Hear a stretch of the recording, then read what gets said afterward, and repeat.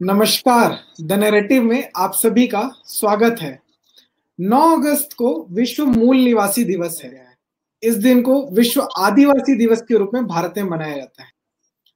भारत में जनजाति समाज को आदिवासी समाज के रूप में स्थापित किया गया है।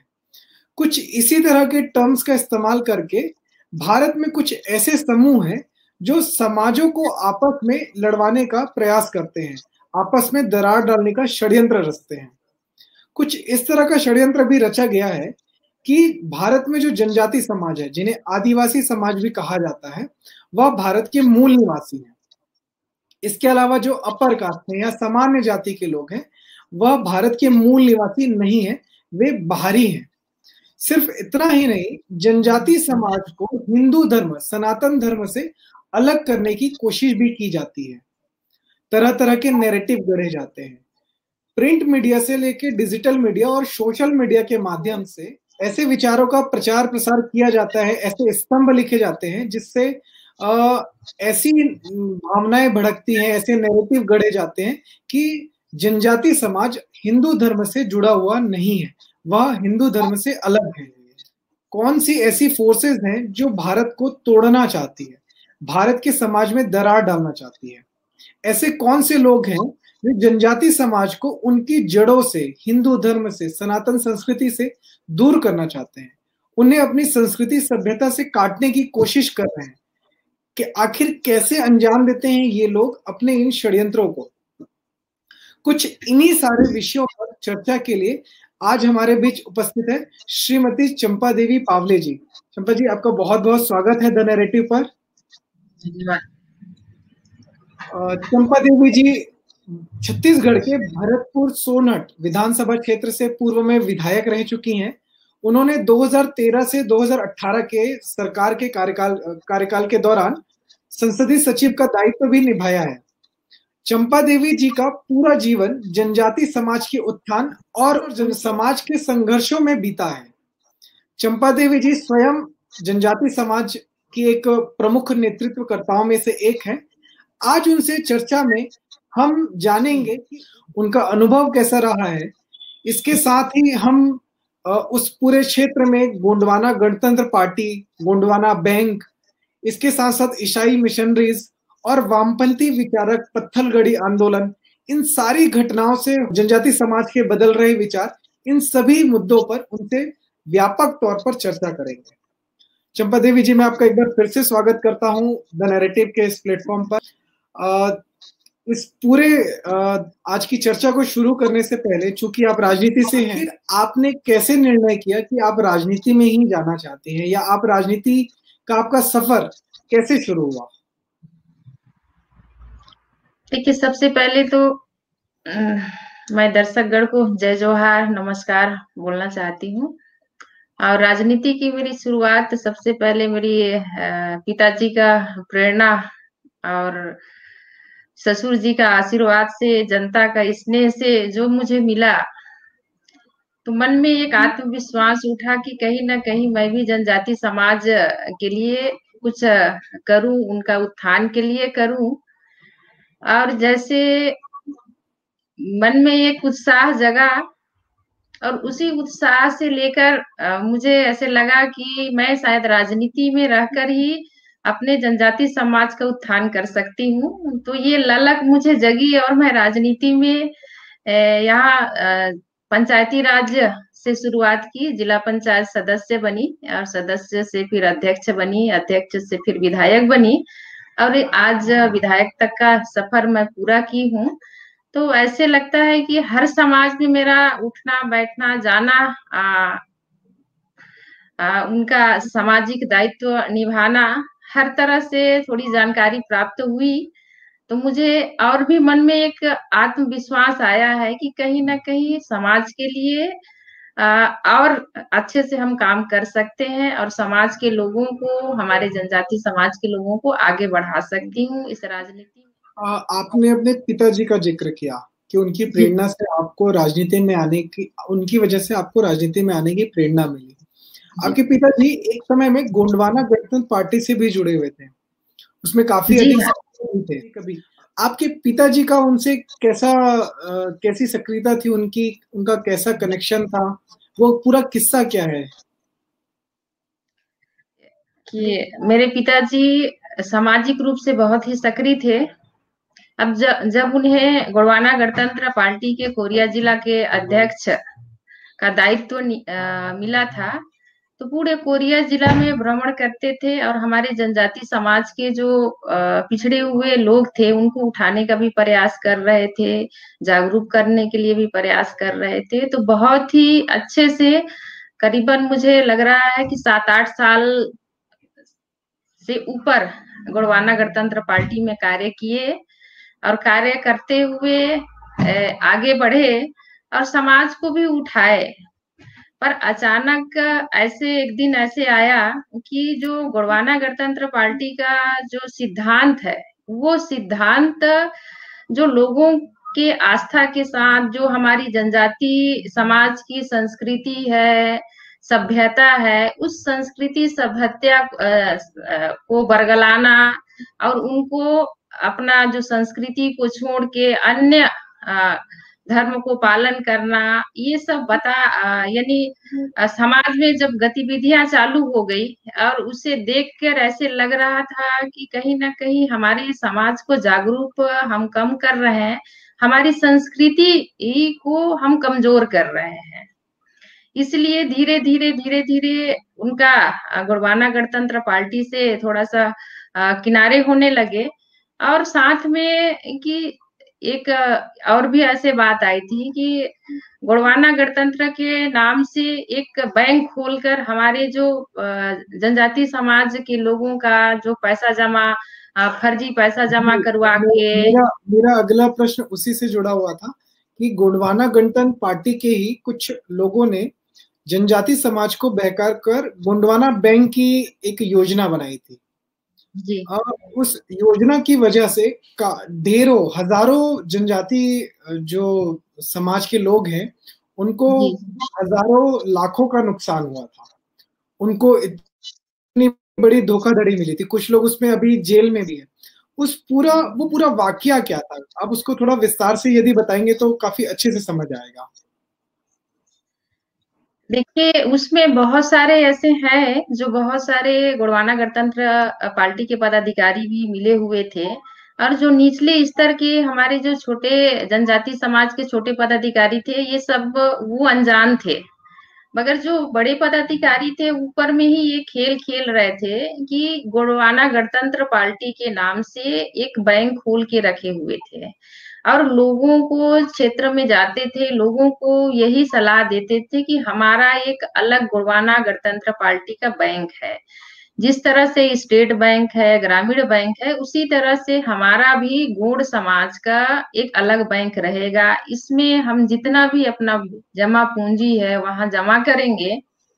तो धीरे धीरे लोगों को सुझाव भी अच्छा लगा कि हमारा जनजाति समाज का एक अलग बैंक रहेगा, उस बैंक में हम पैसा अपना जमा करेंगे, जब जरूरत पड़ेगा तो तत्काल में हम निकाल सकेंगे।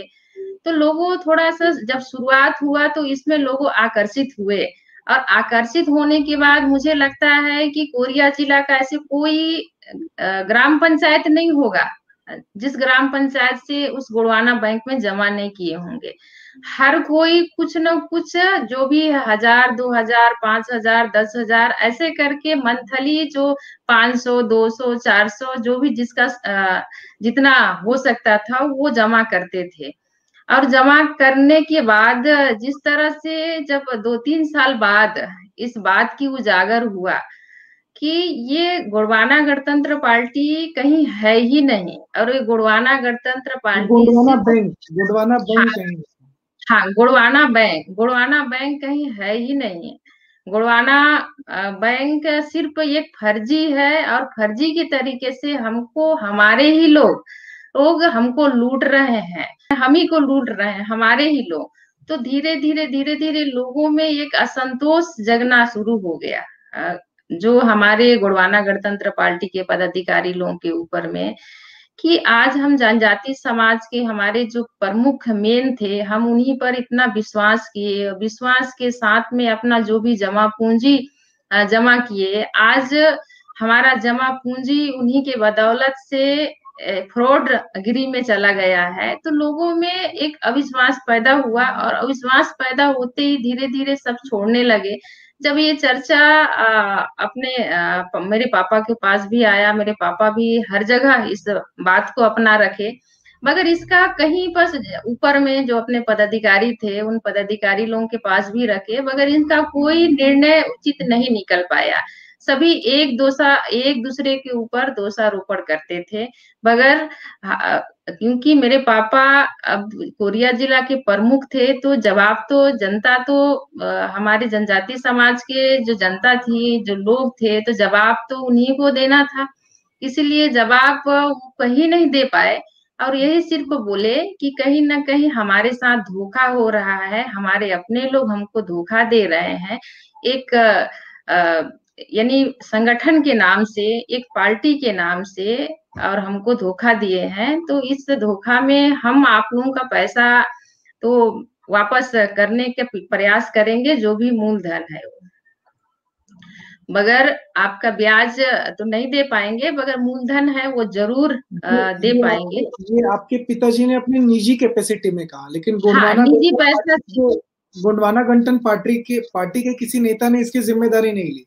नहीं ली, किसी ने जिम्मेदारी नहीं ली। ये मेरे पिताजी ने स्वयं अपना जिम्मेदारी लिए कि जितना भी आप मुझे लाके दिए हो, और मैं उच्च पदाधिकारी लोगों को ले जाके गोंडवाना बैंक के नाम से दिया हूँ, तो मैं जिम्मेदारी लेता हूँ कि वो पैसा मैं आप सबको वापस करूंगा, धीरे धीरे करके उसको वापस कर दूंगा। तब जनता में एक विश्वास था, क्योंकि मेरे पिताजी पहले ही एक सामाजिक दायित्व निभा चुके थे समाज का। जैसे एक मुखियाना के नाते, मुखिया होने के नाते हर जगह जाते थे, लोग विश्वास करते थे उन पर।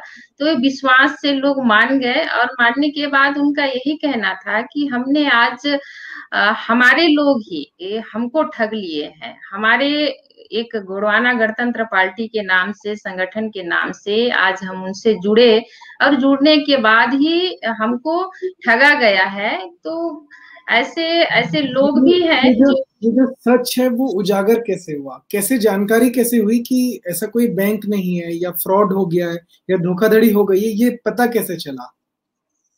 बीच में ऐसे किसी को जरूरत पड़ी, जैसे हमारे गांव के ही थे, एक मामा ही थे मेरे, और जैसे गांव में अपने रहते हैं सगा संबंधी हमारे रिश्तेदार कहीं ना कहीं, तो वो मामा, मैं तो मामा कहती थी, मैं छोटी थी थोड़ी सी, तो मामा आए और मैं भी थी वहीं पास। पापा से यही बोले कि हमको पैसा की जरूरत है, और पैसा की जरूरत है, तो बोले कि निश्चित तौर पर हम पैसा आपको देंगे, क्योंकि आपने जमा किया है गोंडवाना बैंक में, तो उस बैंक से हम निकाल के लाके आपका मदद करेंगे। तो जब उच्च पदाधिकारी लोगों से बात किए, जिनको पैसा वो दिए थे गोंडवाना बैंक के नाम से, उनसे बात किए कि भाई पैसा की आवश्यकता है, तो उन्होंने टाल मटोल कर बात किए, टालने मटोलने टाइप का बात किए कि आज नहीं हो पाएगा, 2-4 दिन बाद व्यवस्था कर पाएंगे, आप अगर व्यवस्था हो जाए तो आप अपने से दे रहो, ऐसे करके। तो ऐसी कई बार पैसा जब देने की बात आती थी तो बस टाल मटोल ही करते थे। तो धीरे धीरे ये सच्चाई सामने आने लगी कि बात क्या है। फिर अंत में ऐसा समय आया कि वो खुद जहां पर गोंडवाना बैंक के नाम से, नाम पोड़ी में अपना चिरमिरी पोड़ी का नाम में था, तो वो चिरमिरी पोड़ी स्वयं गए, और स्वयं जाने के बाद जहां पर संस्था थी, नाम दिए थे, वो संस्था पास गए, तो वहां कोई न तो गोंडवाना बैंक थी, न तो कुछ। आजू बाजू में सभी तरफ पूछने के बाद पता चला कि यहाँ कहीं कोई गोंडवाना बैंक नहीं है।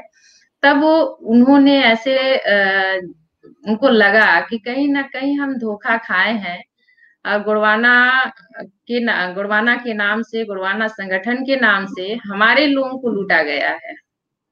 तो गोंडवाना गणतंत्र पार्टी के लोगों ने जब गोंडवाना बैंक के नाम से इस तरह से ठगी की, एक अपने ही समाज के लोगों को धोखा दिया, तो इसके बाद समाज की क्या प्रतिक्रिया थी?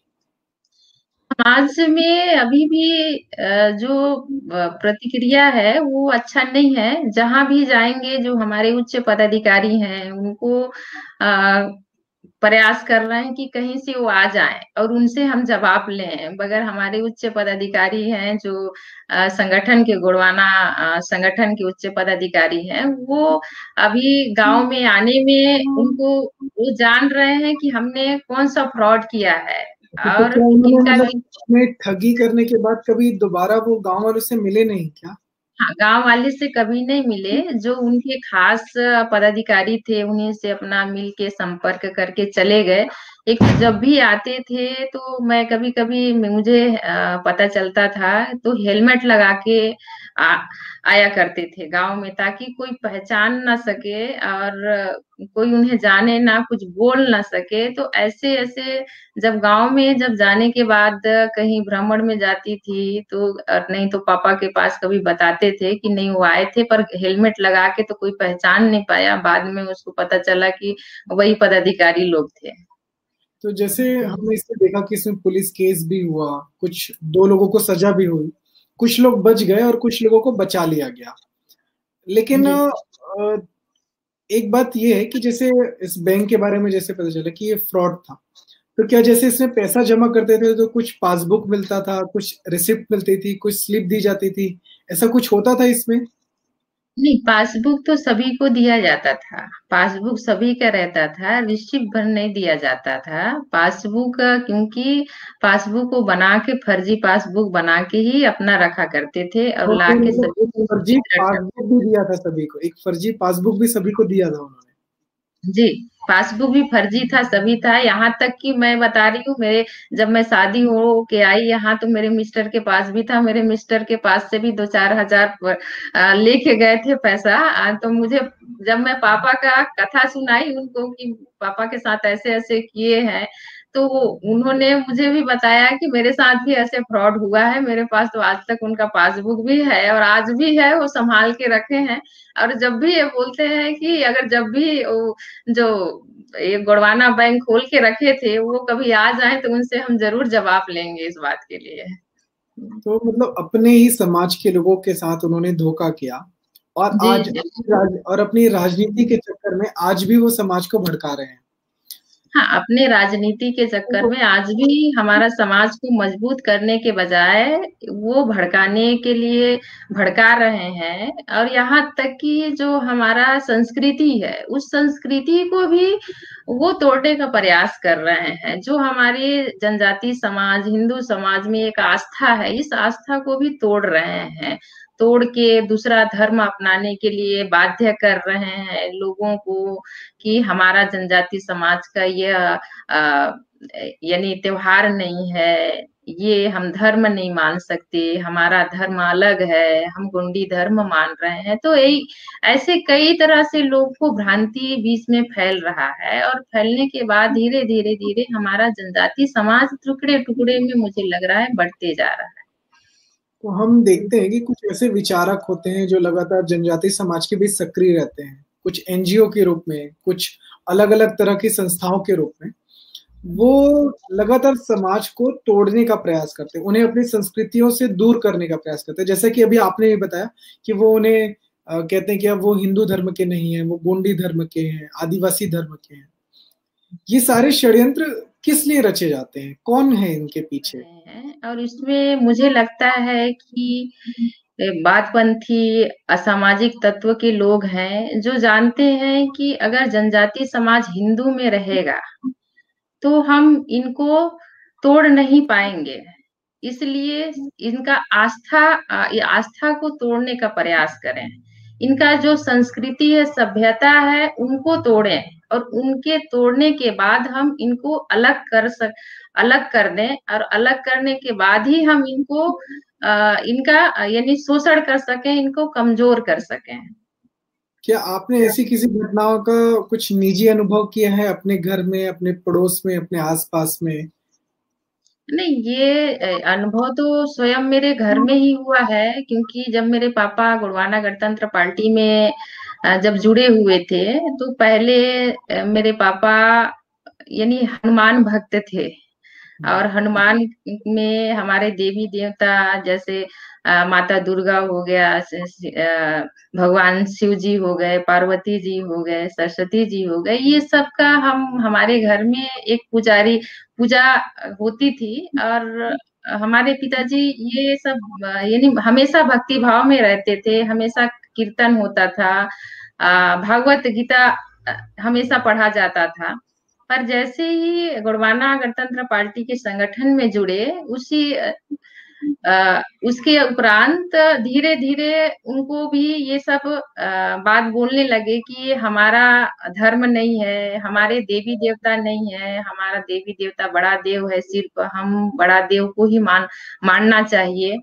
तो घर में जितने भी चित्र थे वो चित्र को भी हटवा दिए कि घर में नहीं रखना है। और हमको कहीं आ, ज्यादा है तो त्योहार भी, जैसे रक्षाबंधन का त्योहार है, तो ये हमारा त्योहार नहीं है, ब्राह्मणवादी का त्योहार है, मनोवादी का त्योहार है। ये सब बोल बोल के उनको भड़काते थे। जैसे नॉनवेज का था, नॉनवेज नहीं खाते थे हमारे घर में हमारे पापा, नॉनवेज खिलाना यानी कि हम जनजाति लोगों का श्रेष्ठ है भोजन, जैसे नॉनवेज वो खाना चाहिए। तो ऐसे करके तो ऐसे तो लगता है कि कहीं हमारे जो संस्कृति है, जो धर्म है, जो आस्था है, इसके साथ खिलवाड़ करके उसको अलग करने का प्रयास कर रहे हैं। तो इन सारी घटनाओं के बीच में हम, जैसे आपने अभी स्पष्ट रूप से बताया कि आपके घर में भी ये सारी चीजें आपने खुद अनुभव किया। जी जी। ये आपकी जड़ों से खेलते हैं, जड़ों से दूर करते हैं, अपनी संस्कृति से दूर करवाते हैं। जी जी। इसके साथ साथ हम देखते हैं कि जनजातीय क्षेत्रों में ईसाई मिशनरियां भी काफी हावी हैं। वो भी धर्मांतरण करवाती है, उनका शोषण करती है, उनको मदद के नाम पे उनके धर्म का, उनके संस्कृति का परिवर्तन करा देती है। इसे आप किस तरह से देखते हैं कि इसका कितना बड़ा प्रभाव है जनजाति समाज के संस्कृति को नष्ट होने के रूप में? इसे आप कैसे देखते हैं कि ये सारी गतिविधियां जनजाति समाज की संस्कृति को नष्ट नहीं कर रही हैं? नहीं, अभी जो जिस तरह से हम समाज में देख रहे हैं कि बहुत ही तेजी के साथ जो ईसाई मिशनरी है, वो हमारे जनजातीय समाज की जैसे सभ्यता है, संस्कृति है, उसको तोड़ भी रहे हैं और ज्यादा से ज्यादा अपने ओर आकर्षित कर रहे हैं, धर्म परिवर्तन करने के लिए उनको बाध्य कर रहे हैं। एक लालसा लालसा उनके मन में जगा रहे हैं, लोग जगा के अपने ओर खींचने का प्रयास कर रहे हैं कि ताकि अभी देखा जाए तो सबसे ज्यादा अगर धर्म परिवर्तन हुए हैं तो हमारे जनजाति समाज के लोग ही धर्म परिवर्तन हुए हैं।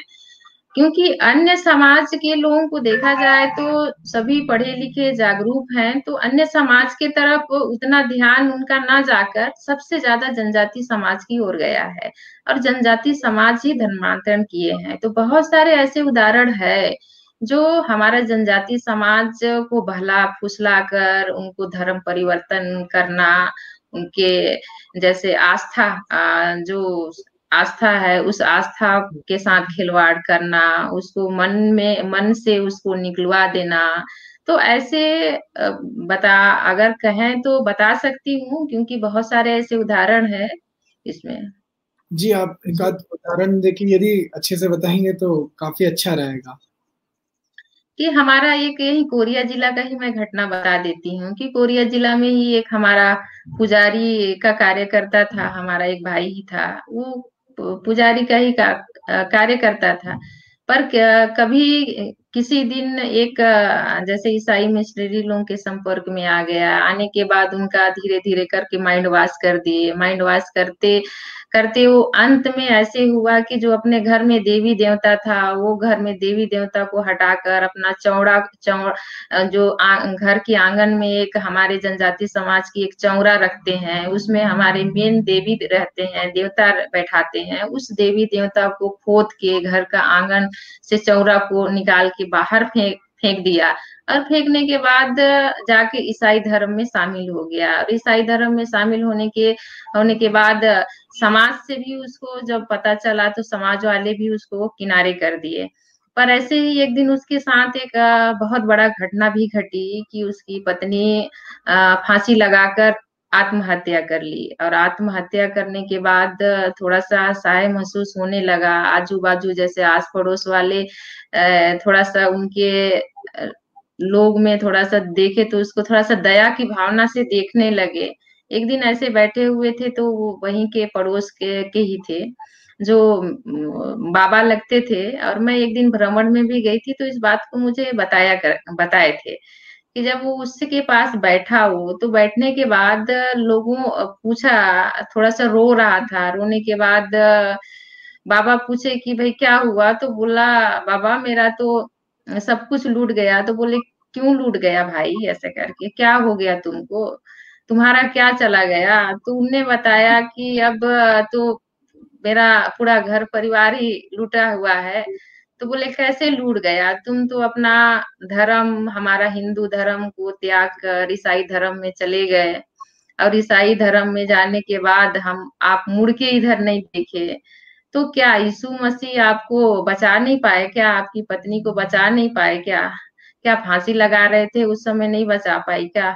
तो ऐसे करके कई उदाहरण दिए वो बाबा, तो बाद में उसको समझ में आया, और समझ में आने के बाद वो बहुत अपने मन में पछतावा भी किया। पछतावा करने के बाद यही फिर वहाँ बात रखा कि मुझे ज़बरदस्ती जो धर्म परिवर्तन के लिए लालसा दिए थे, कुछ पैसा का भी प्रलोभन दिए थे कि आप मंदिर में रहते हो, कितना कमा लेते हो, आप यीशु के शरण में जाओ, यीशु हर तरह से आपका सहयोग करेंगे, और सहयोग करेंगे, हर तरह से आपका सुख रहोगे, कभी तबीयत आपका बिगड़ेगा नहीं, हमेशा सुखी रहोगे। तो ऐसे करके मुझे बार-बार, एक बार नहीं बार-बार प्रलोभन दिए, और बार-बार यही कहने लगे। कई जन का मुझे उदाहरण भी वो लोग दिए कि ये हमेशा तबीयत इसका खराब रहता था, ये स्वस्थ हो गया, यीशु को मानने लगा, यीशु सबकी रक्षा करते हैं। तो ऐसे करके वो लड़का को बहुत सारे प्रलोभन दिए थे, तो लड़का उस प्रलोभन में आकर चला गया। तो मैं कहती हूँ ऐसे कइयों हैं जो हमारे, जो भोले-भाले हैं, क्योंकि हमारे जनजाति समाज के लोग बहुत ही सच्चे और सरल स्वभाव के होते हैं।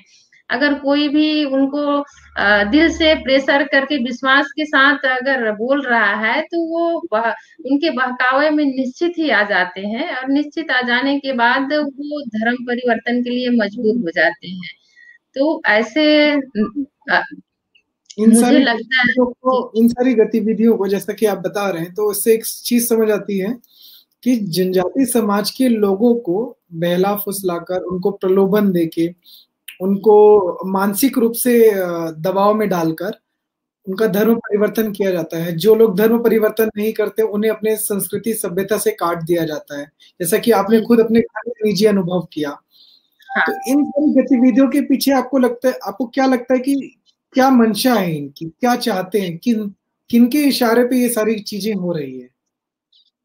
मुझे कभी-कभी लगता है कि ये हमारे असामाजिक तत्व हैं जो कहीं न कहीं बाहरी जो है, और यहाँ हमारे देश को 2 टुकड़ा में बाँटने का प्रयास कर रहे हैं, और हमारे भारत देश में ही एक नया भारत बनाने का प्रयास कर रहे हैं, जहाँ उनका ही शासन हो, जो पहले अंग्रेज शासन चलाते थे, उस तरह से हमारा देश में ही पुनः फिर से चलाने का तो प्रयास कर रहे हैं इसका कि इसका एक उदाहरण हमने पत्थलगड़ी के रूप में देखा है। मैं उसके हाँ, बारे में भी आपसे थोड़ा-सा जानना चाहूँगा कि कैसे कुछ लोगों को ब्रेन वॉश करके जिसमें कुछ मिशनरीज़ के लोग भी शामिल हैं, वामपंथी विचारक और वामपंथी एनजीओ संस्थाएँ भी शामिल हैं।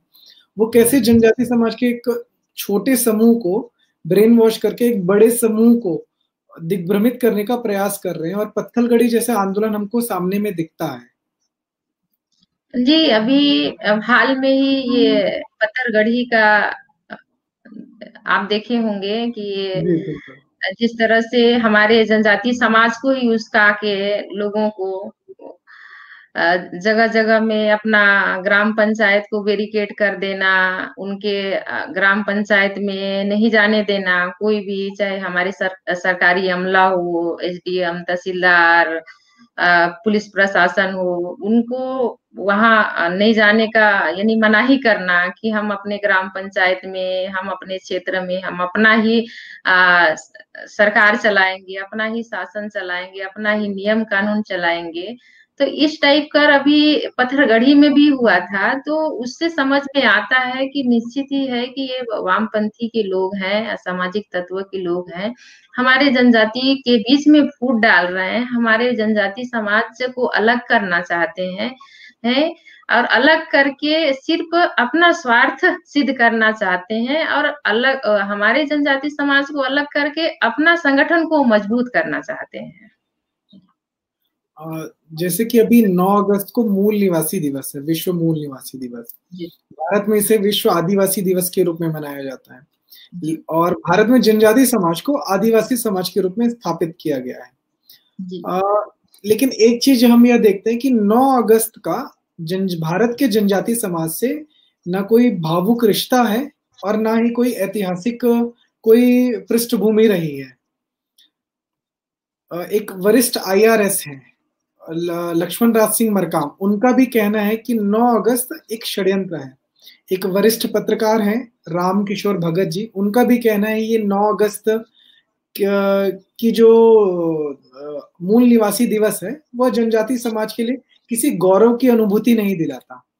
इस विषय में आपकी क्या राय है? क्या वीर कुंवर सिंह, भगवान बिरसा मुंडा जी, रानी दुर्गावती जी, वीर नारायण सिंह जी, जो ऐसे जनजाति समाज के, हमारे समाज के बीच के जो महान हुतात्मा है, क्या उनके नाम पे कोई जनजाति गौरव दिवस की योजना नहीं होनी चाहिए? क्या समाज को इस दिशा में सोचना चाहिए, सरकार को इस दिशा में सोचना चाहिए? मुद्दे पर आपके क्या विचार है? जैसे गौरव का दिवस जरूर मनाना चाहिए, क्योंकि ये हमारी प्रेरणा स्रोत है और प्रेरणा स्रोत है जो हमारे आने वाले जो युवा पीढ़ी है, इनसे उनको एक प्रेरणा मिलती है। और अभी 9 अगस्त की बात आपकी है कि 9 अगस्त को विश्व आदिवासी दिवस का जो मनाना चाहिए नहीं मनाना चाहिए, तो इसका जो इतिहास है वो बहुत ही अभी लंबी है। और जिस तरह से लोग कह रहे हैं ये आदिवासी जो 9 अगस्त को मना रहे हैं, तो कहीं ना कहीं इसमें षड्यंत्र है। ये जो बोल रहे हैं उसमें सच्चाई है कुछ, मुझे लगता है। जी। और जी, हमारे जैसे युवा भाई हैं, तो युवा भाई लोगों के लिए एक जो अपना भगवान बिरसा मुंडा जी हैं, रानी दुर्गावती जी हैं, शहीद वीर नारायण जी हैं, ऐसे बहुत सारे महापुरुष हैं। और उस महापुरुष से जो हमारे युवा भाई लोगों को एक उनके इतिहास के बारे में जो पढ़ रहे हैं, तो उसमें एक ललक तो जग रही है कि कहीं ना कहीं हमारे जो देश के आजादी में उन्होंने अपना योगदान दिया है। और जिस समय कोई संसाधन नहीं थी, जंगल में रहते थे, पहाड़ों में रहते थे, बिना कपड़ा के रहते थे, फिर भी माँ भारती के लिए, अपने देश के लिए हर समय बलिदान के लिए तैयार रहते थे। तो मन में लोगों को एक उनके प्रति जो आस्था है वो तो हमारे युवा पीढ़ी के लोगों में जगी है। मैं तो यही कहूंगी कि हमारे एक जो इतिहास के पन्नों में हमारे पूर्वज लोगों का नाम छपा है और हमेशा छपा रहे। और इनका एक गौरव दिवस जो हम मनाते हैं, जैसे रानी दुर्गावती जी हैं, तो वो तो अभी हम मना रहे हैं, मगर कुछ ऐसे हमारे जो पूर्वज हैं, महान भाव हैं, उनका हम अभी नहीं मना रहे हैं। तो मैं सरकार से भी अपील करूंगी और हमारे जनजाति समाज से भी अपील करूंगी कि जितने भी हमारे महान पुरुष हैं हमारे जनजाति समाज के, उनका हम एक गौरव दिवस के रूप में निश्चित ही मनाएं, ताकि आने वाली हमारी ये पीढ़ी भी इस गौरव दिवस को जाने और अपने पूर्वजों का इतिहास के बारे में जाने कि कैसे हमारे देश के लिए अपना जान निछावर किए हैं, हमारे समाज के लिए कैसे अपना योगदान दिए हैं, हमारे समाज के उत्थान के लिए कैसे अपना संघर्ष किए हैं। जी, बहुत बहुत धन्यवाद। आपने इतना महत्वपूर्ण समय अपना हमें दिया नैरेटिव में, इतने महत्वपूर्ण विषय पर, और सबसे इम्पोर्टेंट चीज जो आपने गोंडवाना गणतंत्र पार्टी से संबंधित गोंडवाना बैंक के बारे में बताएं, जो आज समाज में या हम देखें मीडिया में, सोशल मीडिया में कभी चर्चा का विषय नहीं बना, कभी चर्चा का मुख्य केंद्र नहीं बना। ये एक ऐसा विषय है जो सभी को जानना चाहिए कि जनजाति समाज के उनके अपने कथित नेताओं द्वारा ही समाज को ठगा गया, समाज को झूठ का एक अमला पहनाया गया, समाज को एक भ्रम की स्थिति में रख के उनके साथ एक बड़ा खिलवाड़ किया गया, उनकी भावनाओं का, उनकी मेहनत की कमाई का के साथ छलावा किया गया। बहुत बहुत धन्यवाद आपका नैरेटिव पर उपस्थित होने के लिए। धन्यवाद।